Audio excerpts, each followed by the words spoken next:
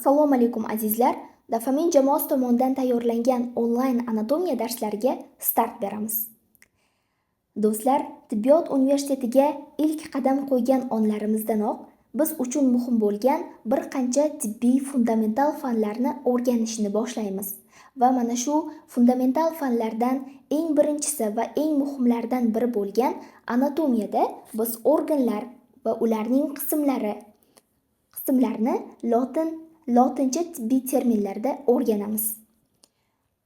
Masalan, suyaklar, ularning qismlari, qanday qismlardan tashkil topganligini biz lotincha tibbiy terminlarda o'rganamiz. Va bu terminlarni o'rganishimizda lotin tili va undagi ba'zi bir qonun-qoidalar biz uchun juda ham muhim hisoblanadi. Demak, do'stlar, bugun biz tibbiyotda lotin tilining ahamiyati va o'rni, lotin tili alifbosi, unli va undosh harflar, diftong, digraflar va harf birikmalari haqida gaplashib o'tamiz. Lotin tili. Lotin tili bu qadimgi Rim aholisi, ya'ni lotinlar tili hisoblanadi. İlk bor Italiya yarim orolida shakllangan. Hozirda o'lik til bo'lib, muloqotda deyarli ishlatilmaydi. Tibbiyotda esa xalqaro ilmiy til sifatida foydalaniladi. Do'stlar, keling endi lotin tilining rivojlanishiga va tarixiga biroz nazar solamiz.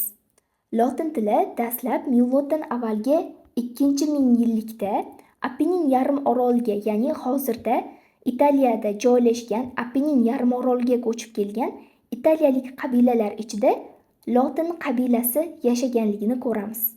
Va mana shu lotin qabilasida tili asta-sekin umumlashib, lotin tili deb atala boshlagan. Va miloddan avvalgi 7 va 1-mingyilliklarda eng qadimgi yozma manbalar lotin tilida yozila boshlagan. Bu davrda lotin tili hali sodda va mukammallashmagan holatda bo'lgan. Va miloddan avvalgi 1-2-mingyilliklarga kelib, lotin tili eng mukammal davriga keladi. Ya'ni bu davrda lotin tilining fonetikasi va grammatikasi me'yorga tushdi. Aynan shu davrda tibbiyot terminlari yunon tilidan lotinchaga kirib kela boshlaydi. Masalan, anatomiya, xirurgiya, vena, arteriya kabi atamalar kirib kela boshlaydi. Rim imperiyasi kengayib, lotin tili butun dunyoga, ya'ni butun Yevropaga tarqala boshlaydi. Ammo bu davrda xalq og'zaki nutqida klassik shakldan farqli o'laroq oddiyroq xalq lotinidan foydalanadi. Keyinchalik aynan shu xalq foydalangan og'zaki lotin tili o'zgarib, roman tillarini italyan, ispan, fransuz, portugal va rumyan kabi tillarni yuzaga keltiradi. Va 5-15 asrlarga kelganda Rim imperiyasi qulay boshlaydi. Bu davrda lotin tili tirik xalq tili sifatida asta-sekin yo'qola boshlaydi. Ammo u ilm-fan, cherkov va ta'lim tili sifatida yashab qoladi. Masalan, Augustin, Akvinskiy kabi imperator va olimlar o'z asarlarini lotin tilida yozgan. Shifokorlar ham ilmiy asarlarni lotin tilida yozganligini ko'ramiz.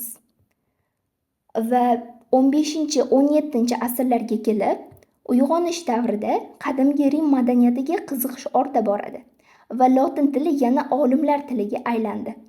Shu davrda ko'plab ilmiy va tibbiy terminlar lotin tilida shakllandi.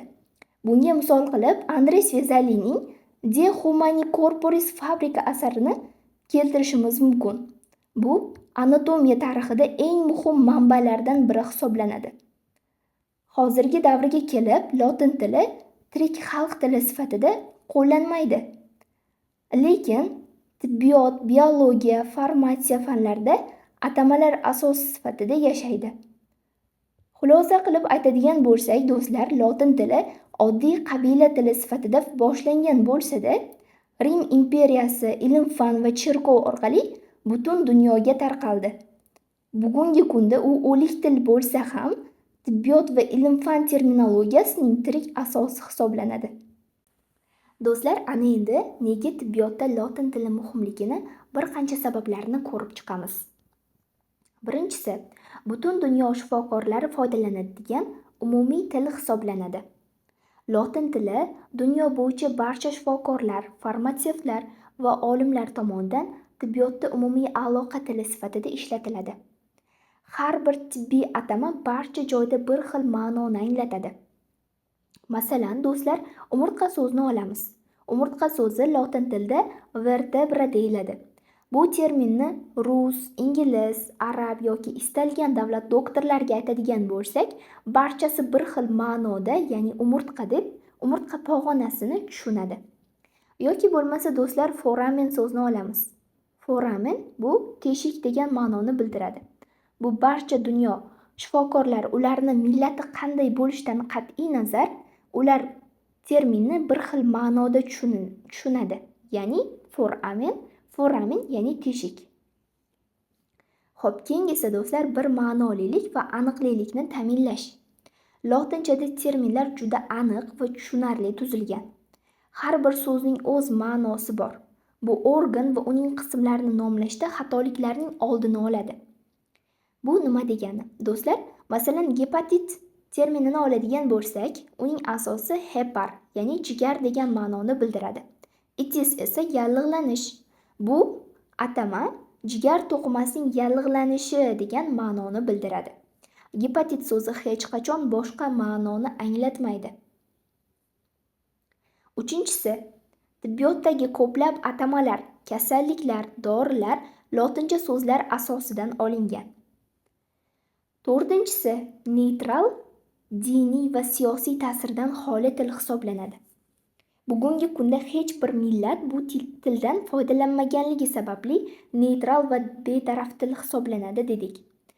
Yuqorida gaplashib o'tdik do'stlar, uning rivojlanish tarixida bugungi kunda bu til muloqotda deyarli foydalanilmaydi, ammo tibbiyot, biologiya, farmatsiya kabi yo'nalishlarda tibbiyotning terminlarida juda katta muhim rol o'ynaydi.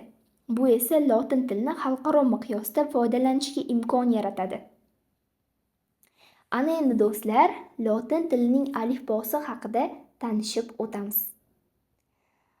Do'stlar, lotin alifbosida o'zi 25 ta harf mavjud va bu 25 ta harfdan 6 tasi unli, 19 tasi esa undosh hisoblanadi. Ana endi do'stlar, mana shu harflar bilan tanishib o'tamiz. Demak do'stlar, A harfi. Birinchi harf A. A harfi o'zbek tilidagi kabi A o'qiladi, talaffuz qilinadi.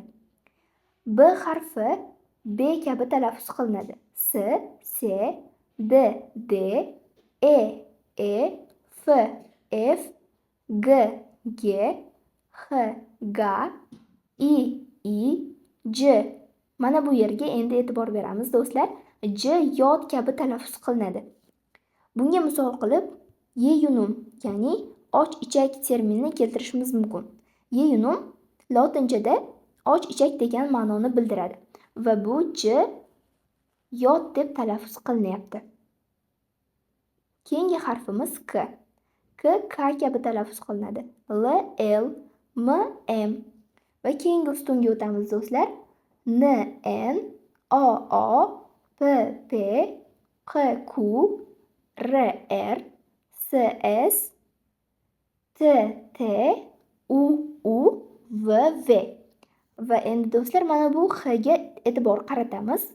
H X kabi talaffuz qilinadi.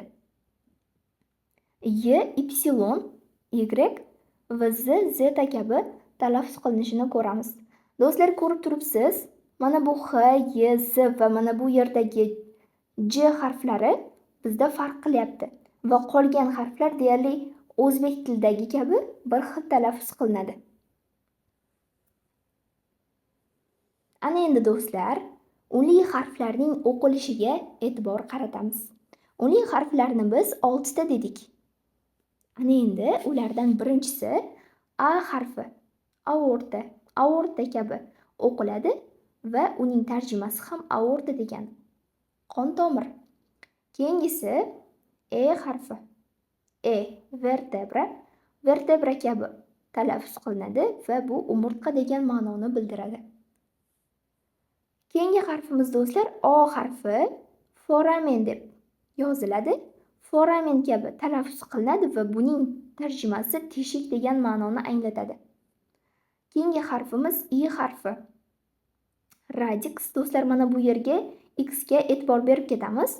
Mana bu yerda x deb o'qildi, x deb talaffuz qilindi va bu yerda ham radix, mana bu yerda x deb o'qilyapti va bu ildiz degan ma'noni bildiradi. Keyingi harfimiz U harfi, uvula deb talaffuz qilinadi va bu tilcha degani. Ana endi do'stlar, eng oxirgi harfimizga e'tibor qaratamiz. Y harfi. Y harfi lotin tilida I kabi o'qiladi. Mana I kabi talaffuz qilinadi. Masalan, miyologiya yozilgan. Miologiya deb o'qiladi va bu muskullar haqidagi fan hisoblanadi. Do'stlar, e'tibor qaratgan bo'lsangiz, lotin tilida O harfini o'rniga bizda Y harfi keldi va bu I kabi talaffuz qilinadi. Ana endi do'stlar, diftonglar bilan gaplashib o'tamiz. Diftong o'zi nima degani? Diftong bu ikkita turli unli harflarning bitta tovush sifatida talaffuz qilinishi. Masalan do'stlar, O va E birga kelganda, A va E yoki mana shu kabi harflar, unli harflar birga kelganda qanday talaffuz qilinishini o'rganamiz. Lotin tilida 6 ta diftong bor. Do'stlar, xuddi unli harflar kabi bizda 6 ta diftonglar bor ekan. Ulardan birinchisi AU diftongi. AU kabi talaffuz qilinadi va shunday o'qiladi. Masalan, AU auris, quloq degan ma'noni bildiradi. Keyingisi EU deb talaffuz qilinadi va pnevmoniya bu o'pka to'qimasining yallig'lanishi degan ma'noni bildiradi. Xo'p do'stlar, endi keyingi diftongimiz bu AE deb talaffuz qilinadi. Mana bu oldidagi A ni tushirib yuboramiz va E ning o'zi qoladi talaffuzda. Bunga misol qilib gangrena so'zini olsak bo'ladi. Yozilishda gangrena deb yoziladi, lekin o'qilishda gangrena deb o'qiladi. Keyingisi bu OE diftongi. Bunda ham xuddi shunday oldidagi O tushib qoladi. E deb talaffuz qilinadi va bunga misol qilib oydema yoki edema shish so'zini olsak bo'ladi. Oydema deb yoziladi, lekin edema deb o'qiladi, chunki oldidagi O tushib qolyapti.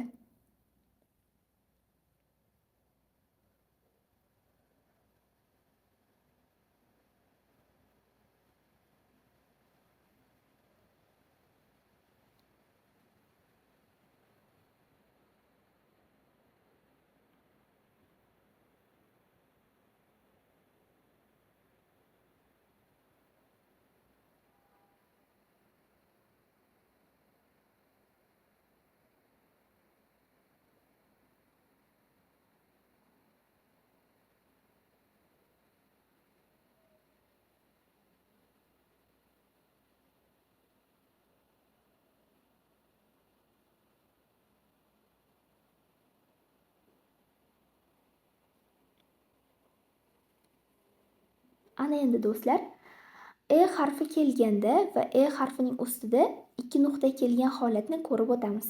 Agar E harfi ustiga ikki nuqta qo'yilgan bo'lsa, har bir unli o'zining tovushini saqlab qoladi va talaffuz etiladi. Bu nima degani? Mana do'stlar, mana bu harf birikmasida AEda E harfining ustiga ikki nuqta qo'yilgan. Ko'ryapmiz? Bu holatda AE ya'ni diftong kabi talaffuz etilmaydi. Ya'ni E holati talaffuz etilmaydi, aksincha ikkalasi ham birdaniga talaffuz etiladi. AR havo degan ma'noni bildiradi. Ikkinchi so'zda ham xuddi shunday. OE birga kelgan, E ning ustiga ikki nuqta qo'yilganini ko'rdik va bu ikkalasi ham talaffuz etiladi degani. Aloye to'liq talaffuz etilyapti. Demak do'stlar, takrorlab o'tamiz. Agar E harfining ustiga ikki nuqta qo'yilgan bo'lsa, bu bilan birga kelgan harf ikkisi ham talaffuz qilinadi. Ana endi do'stlar, undosh harflarni gaplashib o'tamiz. Ba'zi undosh harflar so'z boshida yoki so'z oxirida, shuningdek unli harflardan oldin yoki keyin kelishiga ko'ra o'zbek tilidagi aynan o'sha tovushlarni bermasligi mumkin. Bu nima degani? Do'stlar, birinchi undosh harfimiz, ya'ni S ko'rinishda ko'rib chiqamiz. S harfi, demak,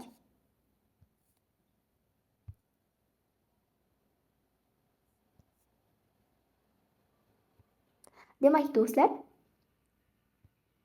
S harfi A, O, U unlilari oldida, barcha undosh harflar oldida va so'z oxirida K kabi talaffuz qilinadi, o'qiladi va talaffuz etiladi. Lekin yozuvda S kabi o'qiladi. Ana endi buni misollar yordamida ko'rib chiqamiz. Mana do'stlar, demak A, O, U unlilari oldida kelganda, mana birinchi so'z bizda kaput. Kaput, ya'ni ikkinchi harf bizda A unlisi bo'lganligi uchun birinchi so'z, ya'ni S K kabi o'qilyapti. Bu degani bosh.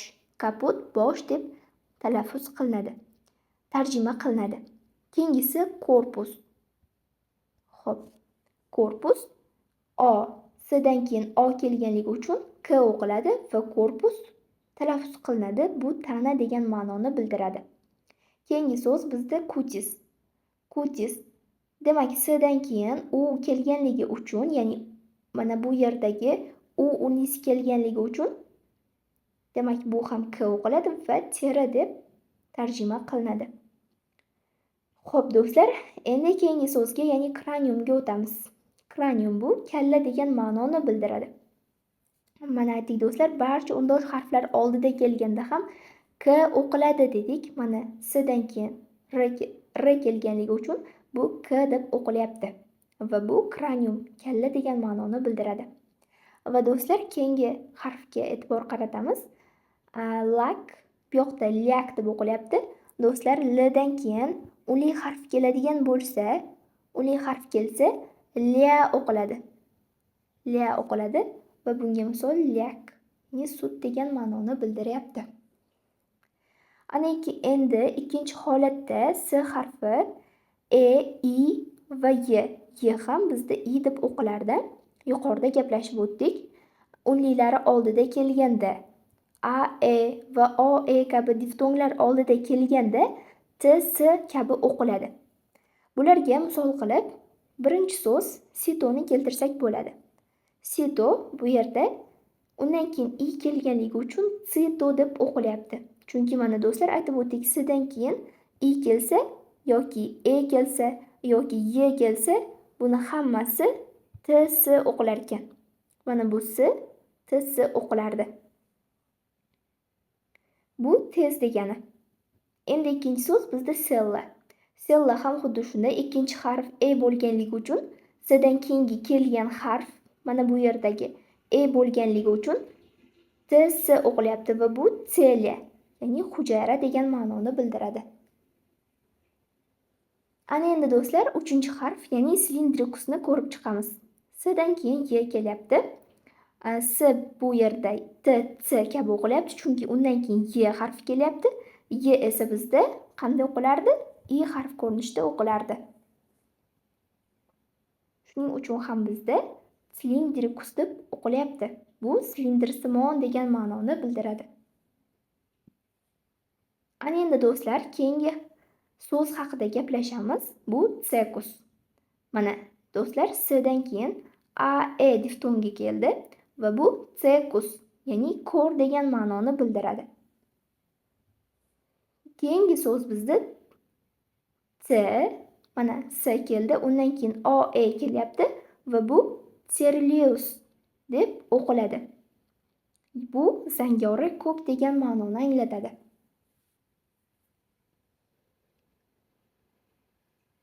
Xo'p do'stlar, endi keyingi harf, ya'ni H harfini ko'rib o'tamiz. H harfi do'stlar 3 ta holatda G kabi o'qiladi. Bu qaysi holatlar? Birinchi holat bizda yunon tilidan kirib kelgan so'zlarda. Keyingi holat H va plus diftong birga kelganda. Xo'p, uchinchi holat bizda do'stlar H plus Y birga kelganda. Bunga misol qilib gipertrofiya, gipotoniya yoki gipertoniya kabi so'zlarni olishimiz mumkin. Demak, do'stlar, takrorlab o'taman. X harfi doim 3 ta holatda G kabi o'qilar ekan. Birinchisi Yunon so'zidan kirib kelgan so'zlarda, keyingisi X plus diftong birga kelganda va uchinchisi X plus Y birga kelganda. Bunga misol qilib gipertrofiya, gipotoniya kabi so'zlarni oldik. Demak, X G kabi o'qilyapti. Gerba bu ko'kat degan ma'noni bildiradi. Yoki homo H G deb o'qilyapti va bu gomo inson degan ma'noni bildiradi. Endi do'stlar, 3-harf L harfiga o'tamiz. L harfi juda yumshoq talaffuz etiladi. Boya gaplashib o'tdik do'stlar, L dan keyin unli harf birga keladigan bo'lsa, bu lia deb talaffuz qilinar edi. L, lia, ya'ni lyak bu sut degan ma'noni bildiradi. Alkogol, alkohol yozilgan bu yerda H G kabi o'qilyapti va bu alkogol, ya'ni spirtli ichimlik degan ma'noni bildiradi. Ana endi do'stlar, keyingi harf S harfiga o'tamiz. S harfi ikkita unli orasida kelsa, Z kabi o'qiladi. Yoki do'stlar, S harfi M, N va S harfi va undan keyin unli kelgan holatda Z kabi talaffuz qilinadi. Masalan do'stlar, misollar yordamida ko'rib o'tamiz. Mana do'stlar, resina so'zida demak, S dan oldin E kelyapti va undan keyin I kelyapti. Bu Z kabi o'qilyapti, rezina. Yoki bo'lmasa mensisda ham Z kabi talaffuz qilinyapti. Chunki do'stlar, aytib o'tdik, qoidada S dan oldin N kelyapti. N yoki M kelgan holatda va undan keyin S va keyin unli kelsa, bu holatda ham Z kabi talaffuz qilinar edi. Va bundan istisnosi bor. Nasus kabi o'qiladi. Xo'p do'stlar, endi 5-harfimiz, ya'ni H harfiga o'tamiz. H harfi yuqorida gaplashib o'tdik, KS kabi talaffuz qilinardi. Ya'ni KS tovushini beradi.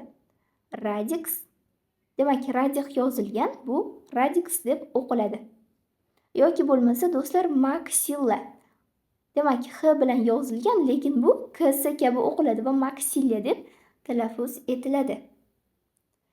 Ana endi do'stlar, harf birikmalari haqida gaplashib o'tamiz. Harf birikmalari bu nima degani? Harf birikmasi bu ikki yoki undan ortiq harfning yonma-yon kelib, bitta tovushni yoki o'ziga xos talaffuz shaklini aks ettirishi. Bularga misol qilib do'stlar, boshladik. QU. Demak, QU birga kelganda KV kabi o'qiladi. Bunga misol qilib akva. Akva ya'ni suv degan ma'noni bildiradi. Mana shu so'zni keltirsak bo'ladi. Demak, QU birga kelyapti va KV kabi talaffuz qilinyapti. Keyingi harf birikmasi bizda do'stlar NGU. NGU unlilar oldidan kelsa, NGV kabi talaffuz qilinadi va shunday o'qiladi. Demak, lingua yozilgan, lekin lingva deb o'qiladi. Talaffuz qilinadi. Agar undoshlar oldidan kelsa, o'z holicha o'qiladi. Masalan do'stlar, angulus. Demak, NGU ni olyapmiz. Mana undosh oldidan kelyapti, ya'ni L oldidan kelyapti-da, angulus deb o'qilyapti. Ya'ni angulus emas, angulus deb o'qilyapti, chunki undan, ya'ni undosh harf oldidan kelyapti. Bu L, ya'ni undosh harf L bo'lyapti. Ana endi do'stlar, TI. TI unlilar oldidan kelsa, TSI o'qiladi. Bunga misol qilib salutso so'zni olsak bo'ladi. Salutsio. Bu eritma degan ma'noni bildiradi. Xo'p, mana do'stlar, TSI. Mana TSI unli oldidan kelyapti. O harfi unli bizda, unli oldidan kelyapti va salutsio TI o'qilyapti. Xo'p, do'stlar, keyingisi bizda natio.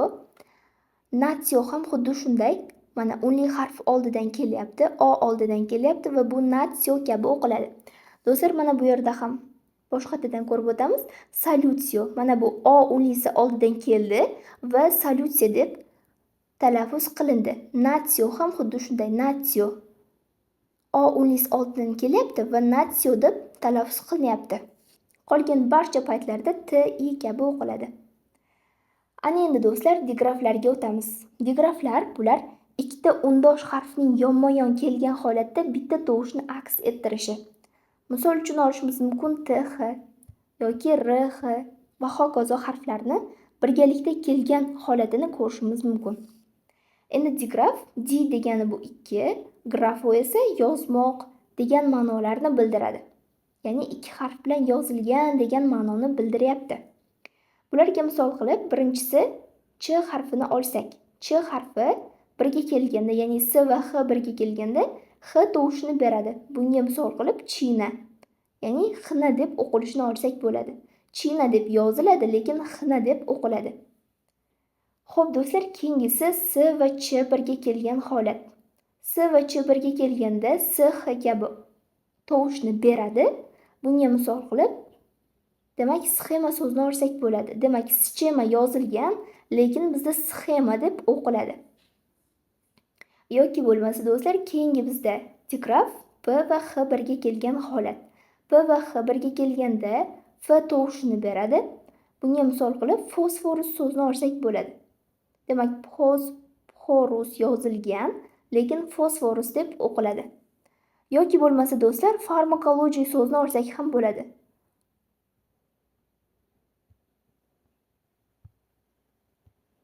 Demak, mana shu so'zda ph kelyapti, bu f kabi o'qiladi. Farmakologiya degan ma'noni bildiradi, farmakologiya. Xo'p do'stlar, keyingi digraf bizda r va h birga kelgan holat. R va h birga kelganda r kabi tovushni beradi. Bunga misol qilib rh, reyum so'zini olsak bo'ladi. Reyum, rheyum yozilgan, lekin reyum o'qilyapti. Va bizda so'nggi digraf bu th. Th birga kelgan holatda t ni beradi. Mana th birga kelgan holatda t ni beradi. Bunga misol qilib toraksni olsak bo'ladi. Th birga kelyapti va t ni beryapti. Toraks bu ko'krak qafasi degan ma'nolarni bildiradi. Demak do'stlar, sizlar bilan bugun lotin tiliga kirish qildik. Ya'ni lotin tili, uning alifbosi, harf birikmalari, diftonglar, digraflar haqida gaplashib o'tdik. Do'stlar, yuqorida keltirilgan qoidalarni yod olamiz. Misollar asosida keltirilgan so'zlarni qayta o'qish orqali lotincha so'zlar talaffuziga tilingizni moslashtirib oling. So'zlarni barchasini yod olish shart emas. Qaysi so'zlarni yod olishingiz kerakligi bizning baza kanallarimizda keltirilgan qo'shimcha ma'lumotlarda berib o'tilgan. Do'stlar, sizlarga yetkazmoqchi bo'lgan ma'lumotlarimiz mana shulardan iborat edi. Keyingi darslarda ko'rishguncha xayr, sog' salomat bo'ling.